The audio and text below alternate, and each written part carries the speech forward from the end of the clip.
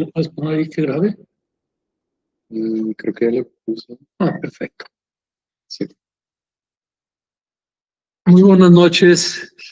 Les damos la más afectuosa bienvenida y fraternalmente les mandamos un abrazo. Tenemos presencia aquí en nuestras aulas de espacio psicoanalítico. En línea también nos complace tenerlos aquí. Hoy presentamos el 10º conversatorio del ambulatorio psicoanalítico Ser y Hacer Psicoanálisis de la maestría en estudios psicoanalíticos de espacio psicoanalítico. Este 10º conversatorio también tiene un 10 por el tema, tiene un 10 por nuestro ponente, Samuel Íñiguez, y el título es El artefacto en los mitos. El ciclo de los mitos y el psicoanálisis termina en diciembre y hoy, como ya lo había señalado, lo había dicho, estamos viviendo el 10º conversatorio. Samuel Íñiguez es licenciado en Psicología por la Universidad de Guadalajara, maestría en Estudios Psicoanalíticos por nuestra institución, por Espacio Psicoanalítico. Tiene dentro de su quehacer académico taller de escritura creativa en cartografía de la palabra por 5 años. Ha publicado cuentos cortos en la edición instantánea, Editorial Paraíso Perdido, y actualmente imparte el taller de Adicciones en diálogo con Jonathan Cosme en Seminarios Psicoanalíticos de Guadalajara. Adelanto también que está muy próximo a presentar su examen para obtener el grado de maestría en estudios psicoanalíticos con una tesis muy interesante que seguramente lo vamos a publicar para que lo conozcan el material, el contenido. Samuel, muchísimas gracias y te escuchamos. Gracias. Bueno, pues gracias por la invitación. Voy a explicar un poquito más o menos mi perspectiva. Tengo un texto, creo que está un poco condensado, así que me gustaría que si tienen alguna duda me interrumpan en cualquier momento. Y mi perspectiva es un poco claro desde el psicoanálisis, pero también desde lo literario, ¿no? Como menciona el doctor Hugo, hay una propuesta, una perspectiva desde ver el mito como una técnica más de la literatura, una técnica para contar, no cuentos, pero para contar historias, ¿no?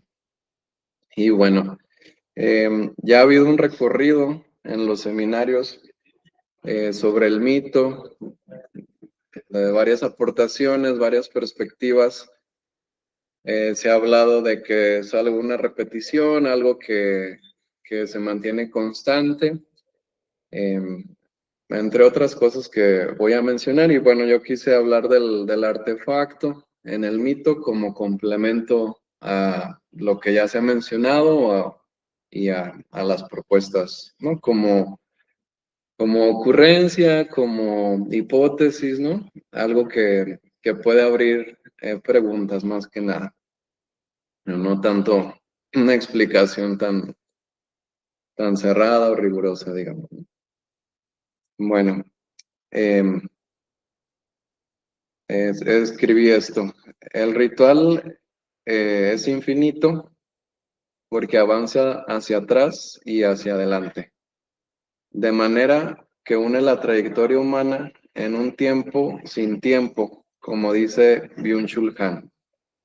Esto es una manera de entender lo infinito, no nomás como hacia el futuro, sino que también avanza hacia atrás, precisamente por su finitud. Si entendemos lo infinito como lo describo, implica que el movimiento del presente se mantiene siempre en el presente. Esa es la idea. Es una pausa a la linealidad del tiempo que no para, me refiero al mito, y que puede resultar insoportable. La pérdida de significado se percibe infinita y puede ser producida por un exceso de dolor o de un vacío, o de que pese a tener esperanza, la meta queda aún muy lejana. La angustia puede ser resuelta por la experiencia del mito, una historia que recuerda los orígenes y explica el destino como un futuro lleno de sentido y victoria. Esto como característica del mito que voy a ir mencionando, ¿no? La técnica narrativa ha llegado a un punto donde se pueden plantear mitos de muy distintas maneras, con escenarios específicos y que agregan estéticas diversas. Si pensamos a los mitos como una de tantas opciones literarias, vemos que sus cualidades se repiten. Y acá hago un listado de sus cualidades que se han pensado desde lo literario, ¿no? El héroe tiene una habilidad especial que lo hace sobresalir de entre los otros. No conoció a sus padres o los perdió de manera trágica. Debe irse de donde es originario. No puede permanecer, pues hay algo que lo moviliza al exterior.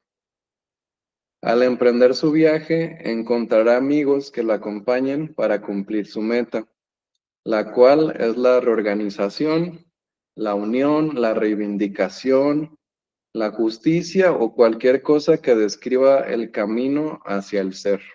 Es decir, como salir de cierta alienación o cierto estado angustioso. Además, tendrá de antemano o descubrirá un artefacto que lo ayude a derrotar el mal, ¿no? Pues estas son características que nos pueden recordar mitos como Jesús, eh, cosas más modernas como Star Wars, Dune, Harry Potter, El Señor de los Anillos, que todos esos recurren a estas técnicas para narrar algo y que sea envolvente, ¿no? Que sí nos cache la atención. De igual manera, otras historias más simples tienen algunas características del mito, ¿no? Mi maestra de literatura me mencionaba eso, que la manera ideal de escritura tal vez sea el mito, ¿no? Porque es muy rico para describir, pues yo lo planteo como un fenómeno psíquico.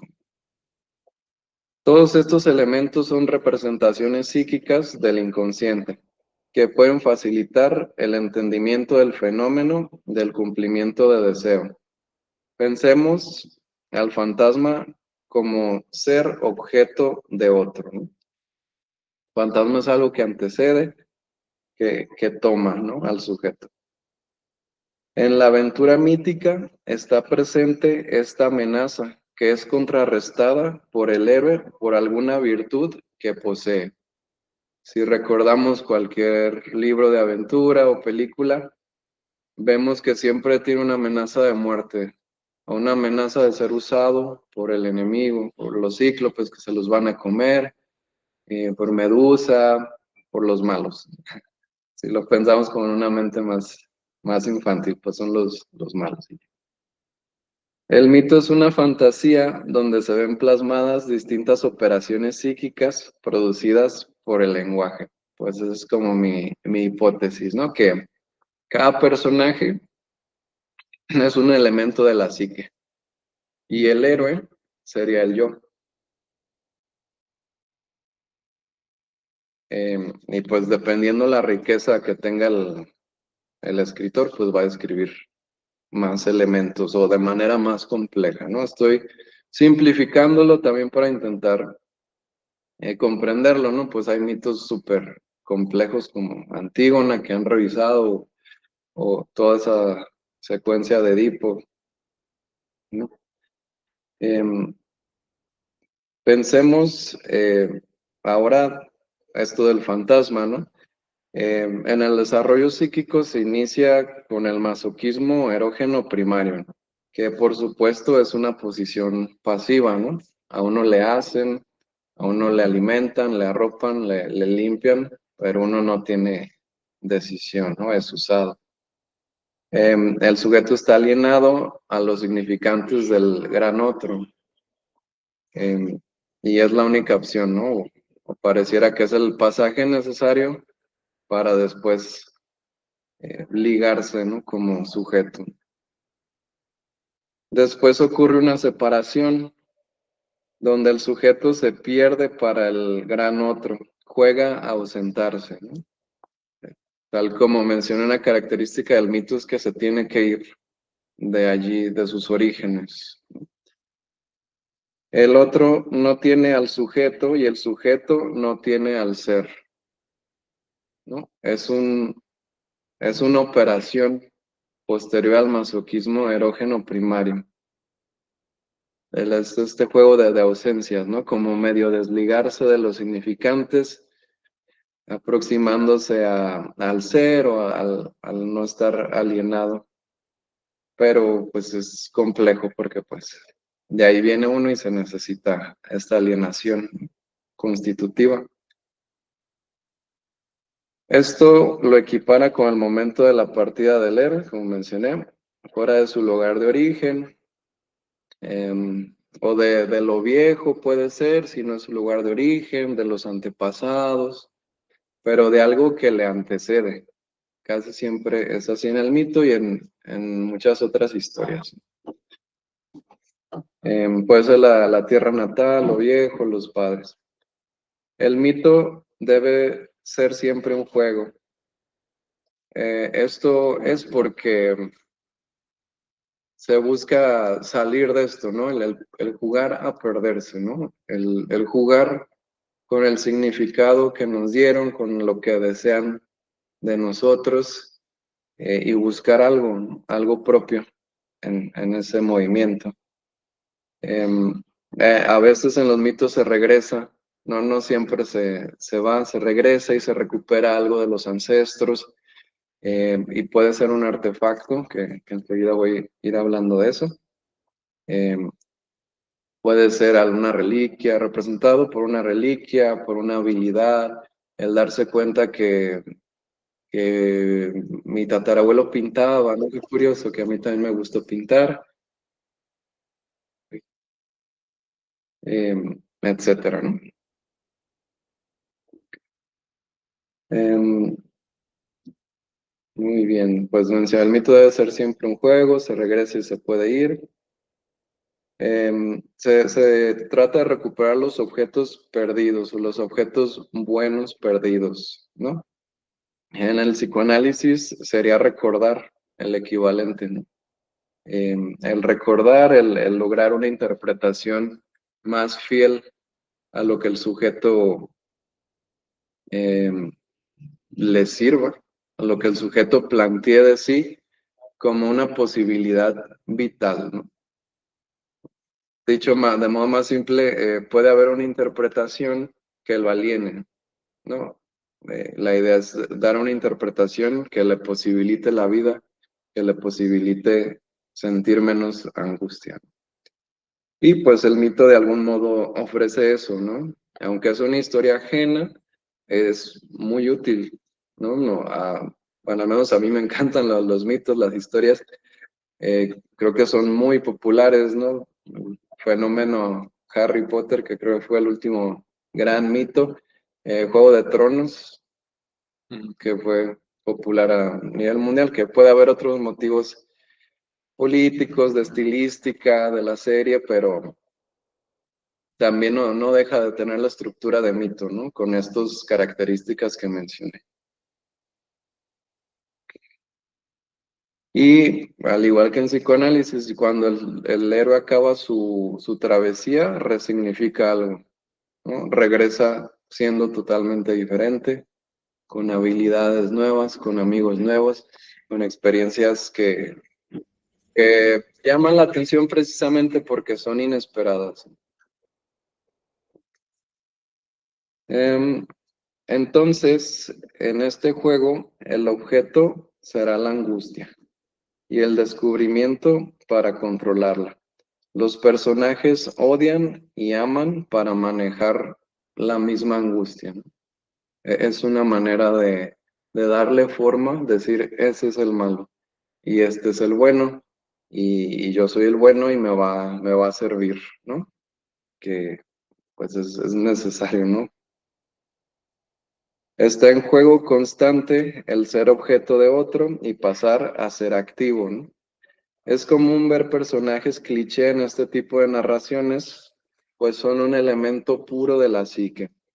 Podemos ver al personaje que es 100% un super yo, al que es puro amor, que es pura valentía, que es pura astucia o puro odio o pura maldad, ¿no? Estos elementos están separados al principio, pero con el esfuerzo y la no renuncia se unen para cumplir un único deseo, el del yo, que es el representado por el héroe. Si el mito da una estructura narrativa al desarrollo del fantasma, a esta travesía de la erogenización primaria, de pasar de ser pasivo a la actividad, ahí me perdí. Ajá, habrá mitos, ay, perdón, me perdí. Ajá, bueno, da una estructura narrativa del fantasma. También habrá mitos más ligados a lo político, a lo religioso y otros a la novela familiar, ¿no? O a la sexualidad infantil, ¿no? Como son los de los hermanos Grimm, donde está ahí simbolizada la castración, está presente el odio a la mamá, el odio al papá, al igual que el amor, la exogamia, la endogamia, ¿no? El modo de salir, que el príncipe me saque de este martirio que es mi familia, pues no me puedo quedar aquí, ¿no? Y se va. Em, y bueno, es aquí donde podríamos hablar de ideología y ver el mito no tanto como un objeto transicional, sino como un objeto fetiche, em, que bueno, a veces tienen fines pues más de poder, ¿no? Como me parece el que mencionaba el doctor Hugo en su plática sobre el mito de Jalisco. Y me pregunto, ¿son delirios o fantasías nuestros mitos? ¿Nos alejan o nos acercan a entendernos para luego cumplir nuestros deseos? ¿O nos dejan dando vueltas en representaciones ajenas? Habrá veces que uno repite la película, que quiere leer otra vez, porque algo falta, ¿no? Hay una repetición, ¿no? Como que intenta conectar algo todavía, ¿no? Em, bueno, em, respecto a esto de la alienación o del, bueno, creo que más bien del delirio, si se pone un ejemplo, ¿no? De algo muy ideológico donde a los samuráis les decían, pues tú no estás matando a la gente, tu espada es la que lo está haciendo, ¿no?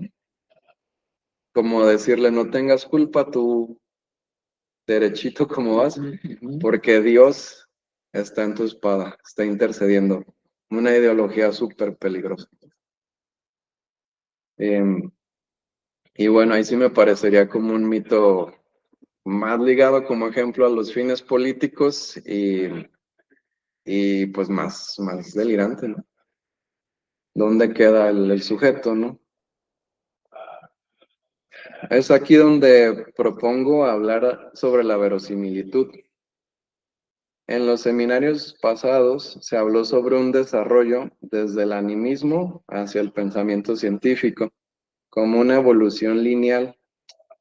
Pero yo me pregunto si es así, porque a pesar de eso, uno aún así le encantan los mitos, le tiene cariño, ¿no? Al mito del tlacuache que se quema la cola para ayudarnos, a Prometeo que le fue bien mal, pero pues nos trajo el fuego, ¿no? Este, etcétera, ¿no? Hay infinidad de mitos similares en todo el mundo. Em, y pues hablo también como de una secta que existió, ¿no? En Japón, que la luz verdadera, donde había gente de ciencia, doctores, químicos y, ¿no? Acabaron desfalcados, haciendo cosas ahí muy extremas, ¿no? Porque ingresaron al delirio, ¿no? Y pues me pregunto ahí qué pasa, ¿no? Si ellos logran manejar este pensamiento científico, ¿Por qué el mito los toma tan fuerte, ¿no? ¿Por qué sigue teniendo esa capacidad? Es aquí donde la estafa entra en juego, por ejemplo, ¿no? No hay estafa sin deseo. Solo se requiere un mito verosímil que, si bien ninguno lo es tanto, el delirio, la fantasía tienen más fuerza. Y ahí es donde entra, pues, como la fuerza del psicoanálisis a explicar qué está pasando con esos sujetos. Para lograr la verosimilitud, es necesario que el mito se parezca a la vida anímica inconsciente, no a la realidad concreta, aunque hay un poco de eso. El intelecto tampoco es impedimento para que se logren unas experiencias emocionales o espirituales por medio del mito. Lo necesario es que los elementos que componen el mito, los cuales mencioné al principio, cumplan esa estructura narrativa y que dentro de su narración sean congruentes.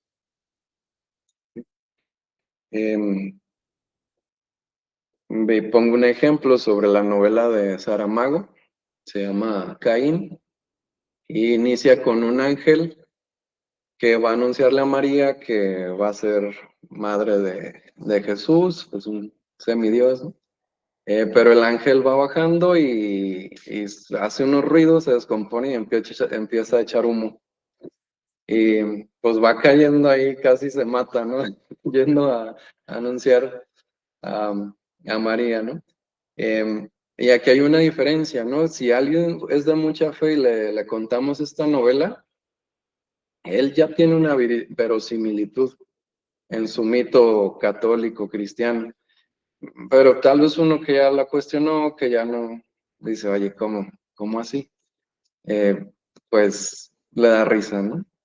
Esta sí es verosímil que le salga humo y está muy, muy divertida en realidad. Em, y bueno, pues serían que como ejemplos de cómo dentro de la misma historia tiene sentido. Aunque haya magia, aunque haya varitas mágicas, eh, un caballo que vuela en las 1001 noches, dices, sí, cierto, sí, a ver qué más pasa, sígueme diciendo. Y bueno, al traerlo de un lugar muy, muy lejano, como los cuentos infantiles, lo vuelve más concreto al convertir al ángel en máquina. Le quita lo místico y lo convierte en comedia. Esta novela será inverosímil para los creyentes, pero congruente para los que ya han cuestionado su religión, que pues es un fantasma. También la religión nos antecede, nos tomó.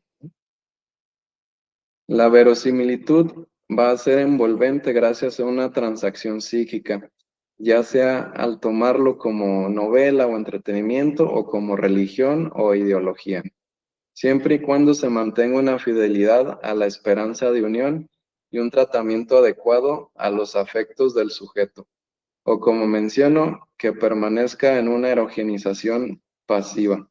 El mito será tomado y tomará al sujeto debido a una ganancia de placer.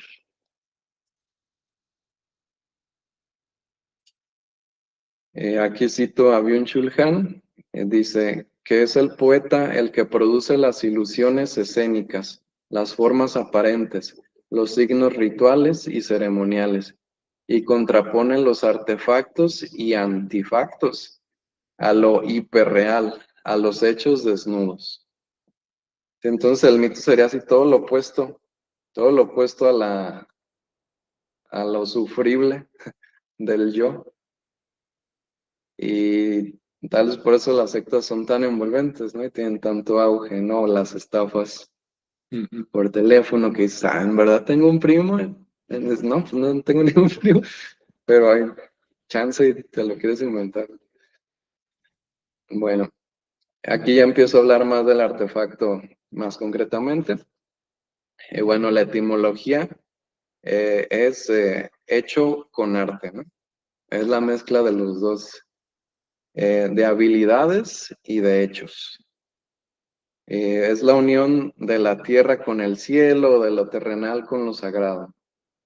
El artefacto es un elemento más del mito, que puede ser una habilidad física o mental, o un objeto, siempre y cuando facilite el logro de la unión de las partes de la psique y el cumplimiento del deseo.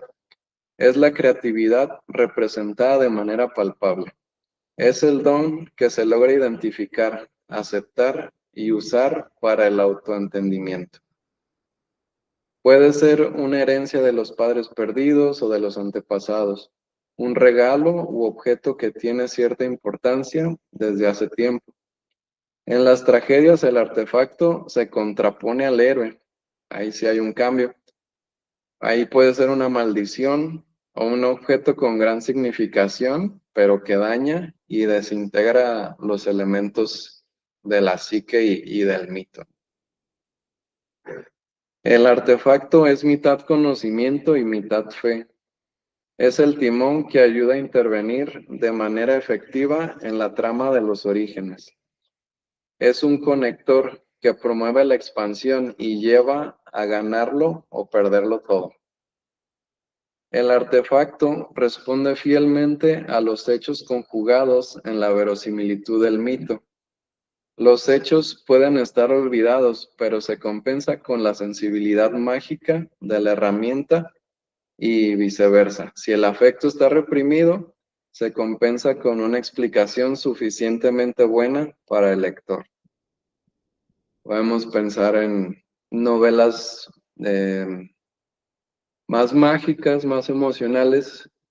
Los hermanos Grimm, se me ocurren, las de Disney, que si bien son para niños, también puede haber adultos que les gusten.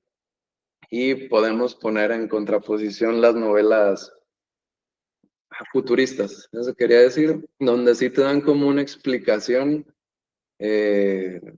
coherente, pero termina siendo un choro, pero es verosímil en la misma historia.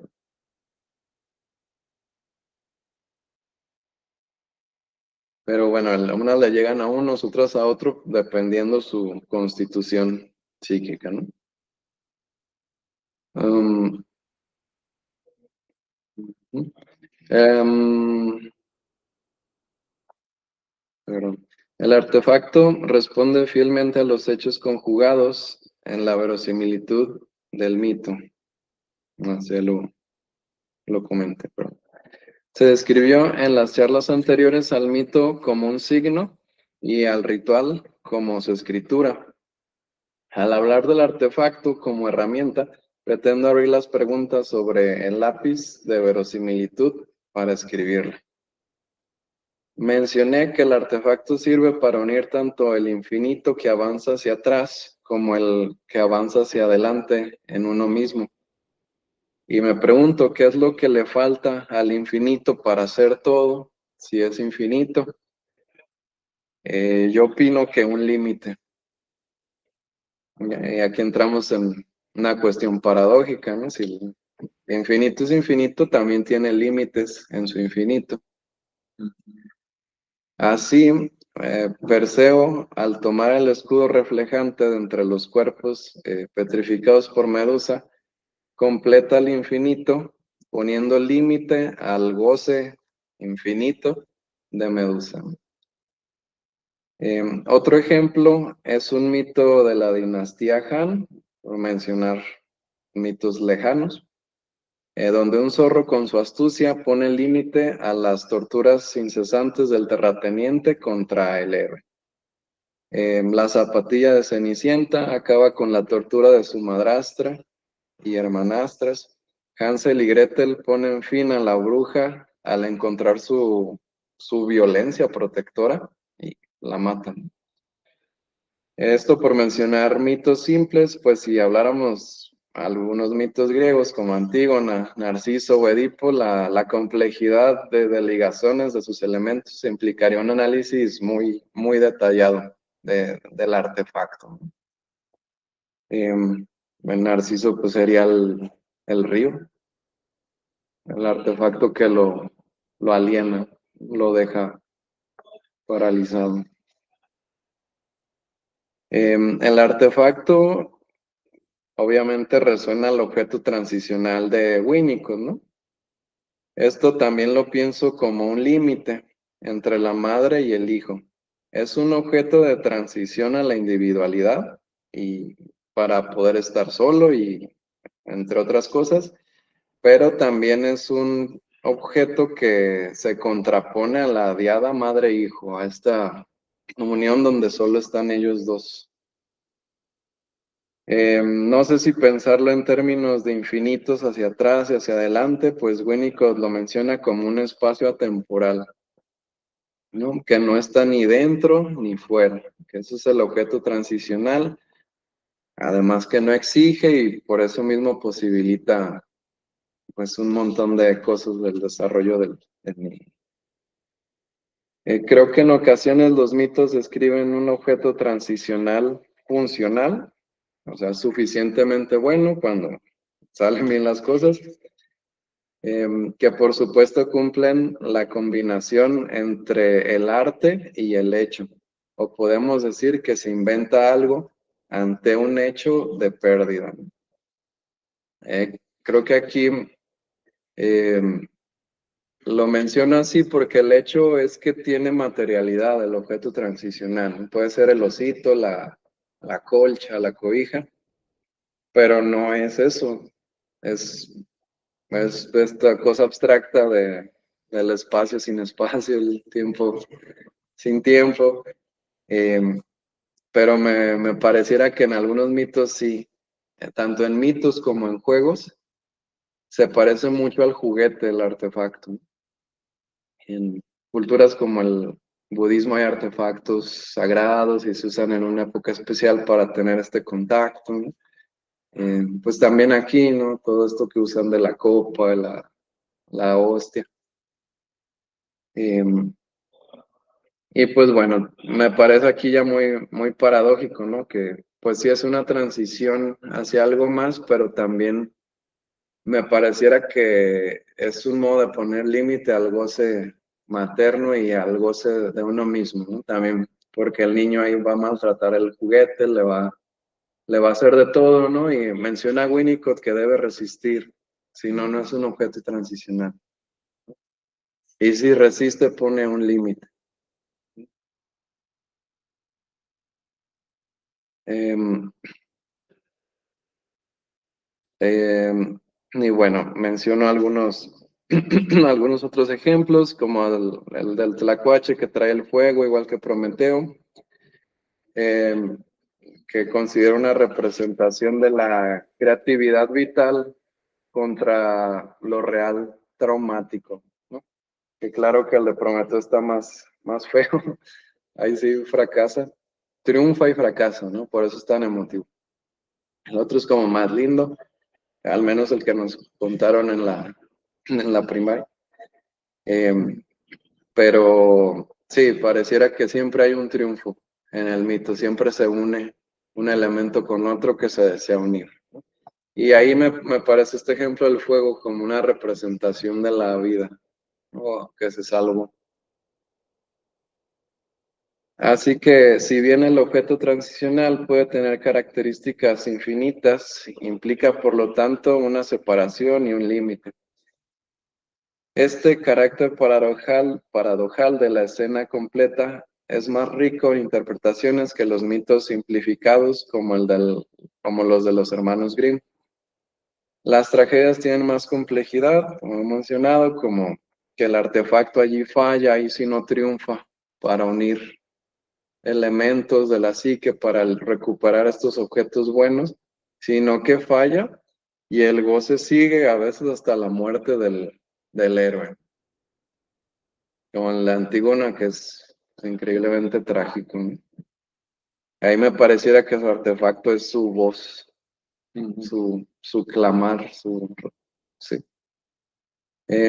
Y bueno, por último, quisiera mencionar que el artefacto a veces viene de la naturaleza y a veces viene de la técnica, pero siempre hay elementos de ambos en distinto grado. A veces somos más máquinas y a veces somos más animales.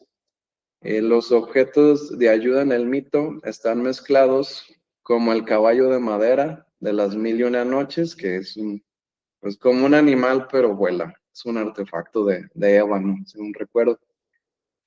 También hay un lienzo mágico en un cuento de una dinastía china que ahorita no recuerdo, pero es traído de los dioses, ¿no? Siempre está la técnica y la magia, ¿no?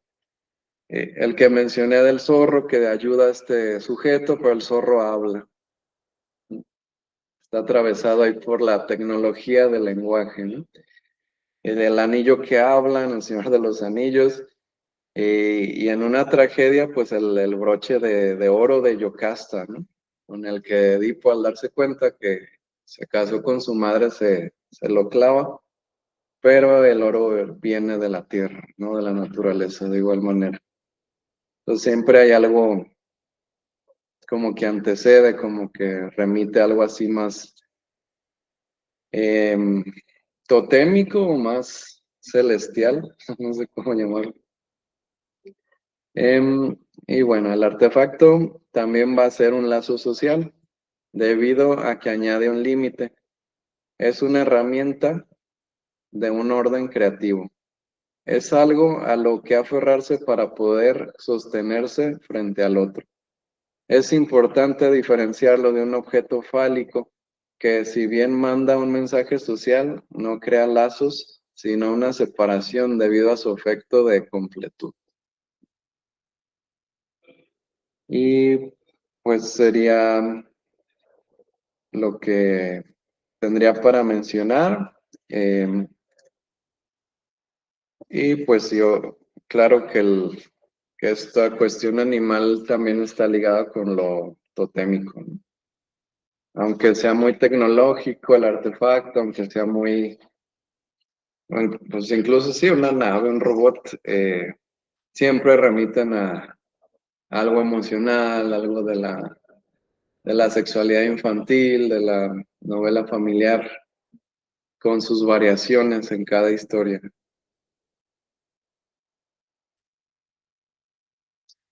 Muchísimas gracias, Samuel. Bueno, yo escribí aquí hasta por todos lados de la hoja. Muy interesante, cuestiona, hace pensar, hay propuesta, hay discusión y abrimos para que ustedes, por favor, nos hagan sus comentarios, preguntas. Están presentes, pues aquí los podemos observar si levantan la mano o les cedemos la voz. Los que están en línea, háganoslo saber levantando la manita, que por ahí hay una aplicación, o abran el micrófono y adelante con sus preguntas.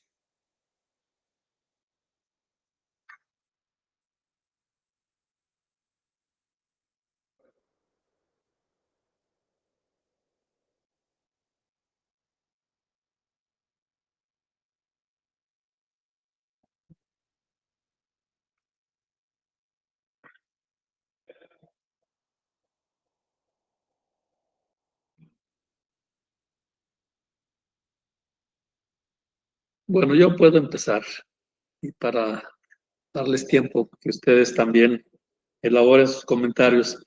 ¿Qué relación puede tener el mito con la compulsión a la repetición?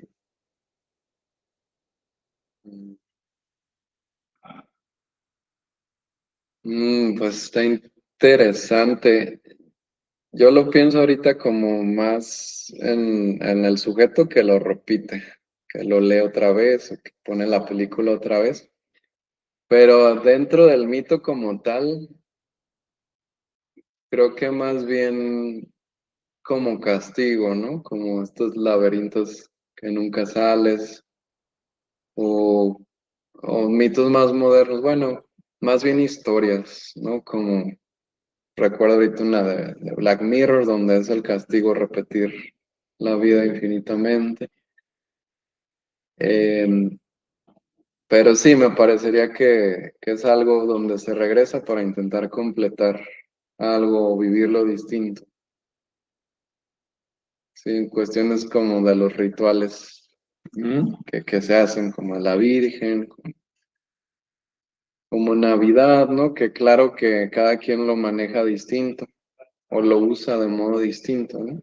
También puede ser un posibilitador de que se repite algo si todos nos juntamos y otra vez comemos Hay familias que comen lo mismo Ujú. en Navidad, Sí. pero la plática es distinta, ¿no? Se cuentan su vida, se avanza, ¿no? No solo se repite algo. Ujú.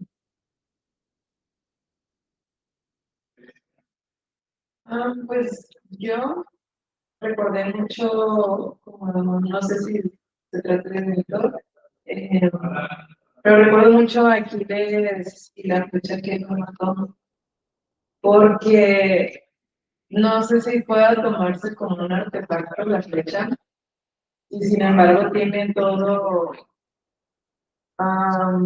como en contra del mismo héroe, que fue la que lo mató. Al final fue un dios quien dio la flecha al talón de Aquiles, y el talón no había sido como protegido porque la mamá lo sumergió y no, Y, O sea, ya lo cogió. ajá, y no tomó completamente esa parte, así de que me suena como algo muy protector de la madre y también como algo muy destructor. No sé si pueda tomarse como. Sí, siento que tiene como algo bastante trágico y muy espiritual, porque debe ser instruido como el mismo dios Apolo. ujú. Sí, como que ahí está el objeto bueno y el malo. Muy claramente separa la protección de la mamá y la flecha, pues es como una agresión así muy fálica, ¿no? Literalmente hasta la forma. Me acordé de alguien que mencionaba que no era tan verosímil que le dieran en el talón. Dices que ya le habían dado un montón de flechas y solo que la del talón fue la última. Y digo, bueno, pues es un mito, ¿no? Precisamente. La idea es como meterte, ¿no? Sumergirte, como aquí en el mito. Pero pues, se me hizo chistoso que lo tomara como inverosímil. Pero sí, tal vez sí sería el artefacto, porque tiene perfecta lógica dentro de toda la historia. El tobillo quedó desprotegido, pero sí, los griegos son muy complejos, ¿no? Son- hacen muchas ligazones, pues no lo dejan tan clarito. Y es como una historia muy vinculada a la historia. Y al final dudo mucho que sea el único artefacto de toda la historia. Que ha de haber como muchas situaciones, muchos elementos que hacen la historia más compleja y más difícil de entender, porque también es el idioma bueno, la traducción es un poco que no sea 100% libre a lo que ellos quieren. A mí me parece muy interesante esa relación que hace Samuel, la flecha con el órgano, ¿no? Con la parte viril. Ujú, Sería esa la oposición madre-padre, ¿no? ujú. Sí, sí, como representar que el padre lo Sí, castró, ¿no? Que no se sí, está nunca siempre 100% protegido, ¿no? exacto. Lo está sacando ahí de esa unión con la madre. Yo me preguntaba, igual, entonces, ¿estás planteando que el artefacto juega un rol de objeto transicional si resiste, por así resiste? Ajá. Pues claro, no sé, es el espejo, o sea, que formaste, porque como yo decía, pues, Perseo. bueno, sí, el anillo, etc.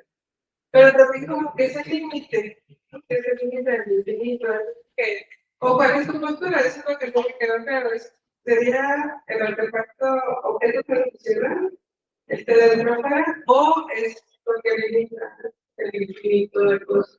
Como el espejo del narciso, como el lago del narciso. Ujú, Porque eso, o sea, sería artefacto, pero como tú soliste, ujú.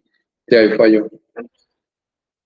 ¿sí me explico mi pregunta? Sí, Para sí, mi idea serían los dos, que el objeto transicional también es a la vez limitante e infinito. Porque para que el infinito sea infinito también tiene que tener límite. Si no, le faltaría límite y ya no sería infinito. Y es la idea de que como una proyección del niño en el objeto transicional que le puede hacer lo que sea. Se lo puede llevar a la escuela y no, ¿cómo si vamos a ir al cine? ¿Cómo te vas a llevar este juguetote? No, se lo tiene que llevar. Eh, y, y el límite sería respecto a la madre. Respecto, y también, pues también hay varios límites ahí, porque el niño no puede agredir a su madre, por eso agrede al objeto. Es como pues sí, una megalomanía desde el niño dirigida hacia el objeto, que es aparentemente infinita, pues no digo que realmente sea infinito, sino que en su psiquismo hay todas las posibilidades que hacer con ese objeto. Pero para eso implica un precio, el límite, no dejar a la madre.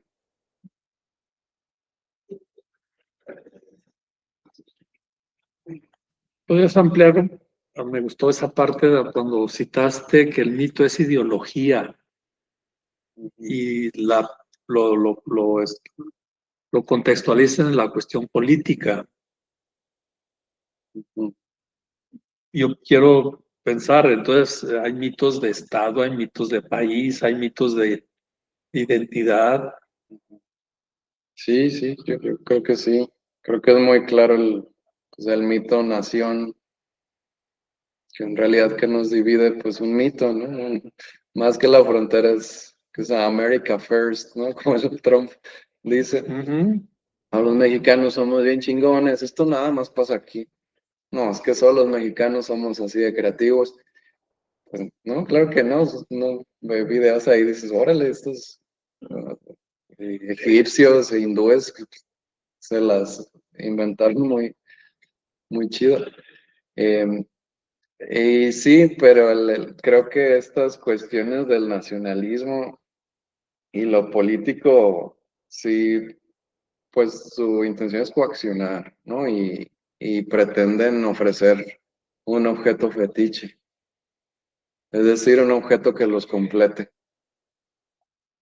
Que digas, bueno, pues sí, pues sí estoy saqueando el país, pero pues, soy mi ley y aquí somos muy buenos y no, pues no sé qué tanto les diga, pero pues sí es como una semi-hipnosis, ¿no? Así desde la gente y es esta promesa de verosimilitud, ¿no? Que, bueno, siguiendo con Milei o nacionalistas así como Trump o Andrés Manuel, que prometían, ¿no? Lógicamente que todo iba a salir bien, ¿no? Y apacigua, eh, calma, enamora a las masas. Y ahí pues sí es un uso del mito pues más, pues, no sé si perverso, pero que sí con fines muy, pues de mucho control, de coaccionar, de dejar alienado a la gente. Sí, así pienso estos más ligados con lo político.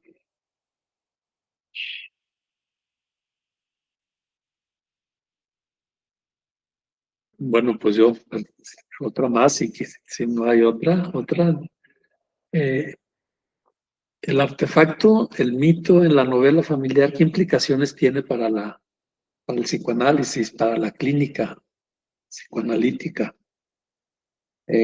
Pues yo lo estaba pensando que en ocasiones, en algunos procesos analíticos, el objetivo es descubrir el artefacto. En el sentido de descubrir algo que lo ligue con lo social, que le sea transicional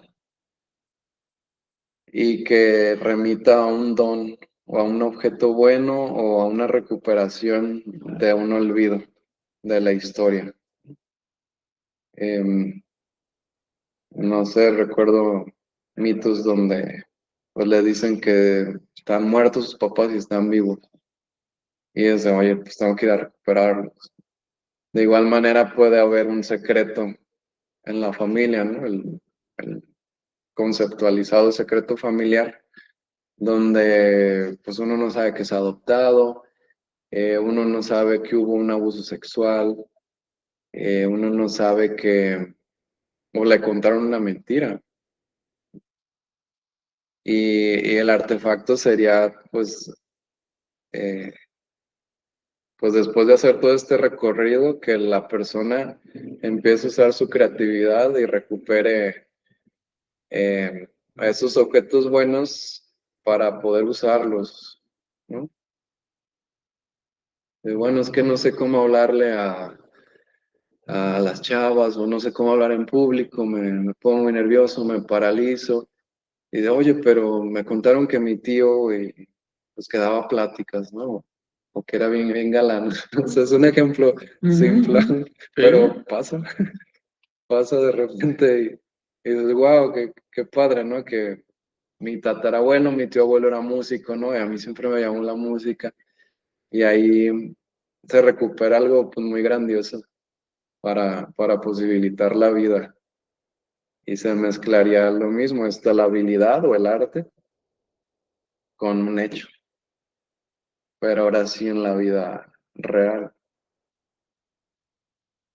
Podría ser escribir, hacer música, leer, no sé, cualquier cosa que le signifique como artefacto, como herramienta para escribir su historia. Creo que así lo dije más claro. Herramienta. Samuel, para concluir y terminar con esta exposición, ¿cómo sería tu final? Pues creo que el mito, o creo que es importante pensar a los mitos en el sentido de qué tan posibilitadores son y qué tan alienantes pueden resultar Ujú. al no cuestionarlos o al quedarnos en esta repetición incesante que no, como que es un sentido que no acabamos de entender. Creo que eso ya daría prueba de que hay algo que trabajar, ¿no? Respecto a lo que nos dicen esos mitos y pues también pensar en crear el nuestro, ¿no? En nuestra vida, fuera de los que nos han dado, de los que hemos leído, que nos ayudan, claro, y nos hacen todo más claro, pero pues la historia subjetiva no se parece a ninguna otra. Es un trabajo que solo uno puede hacer y solo uno puede vivir y desarrollar. Y pues es la apuesta del psicoanálisis, ¿no? Que se llegue al ser, ¿no? Fuera de la alienación de los significantes, que hay entre esos huecos uno se encuentra a sí mismo. Pues muy bien, agradecemos la presencia y también los que están en línea. Les recuerdo que estos conversatorios se graban de manera que por YouTube y por la liga que está registrada ahí en la invitación, ustedes lo pueden retomar, lo pueden volver a escuchar. También la invitación a los siguientes conversatorios. Tenemos el de noviembre, recuerdan que es el último jueves de cada mes. Y terminamos con el diciembre. El diciembre no será el último jueves, pero les hacemos saber la fecha. Muchas gracias por acompañarnos. Perdón. Samuel, muchas gracias. Siempre nos has traído propuestas, lecturas interesantes. Has traído propuestas y tesis que nos dejan pensar, que nos dejan tarea. Y queremos verte aquí de nuevo en los siguientes conversatorios. Te agradezco mucho. Muchas gracias. A todos un abrazo, buenas noches y nos vemos hasta el próximo. Hasta luego.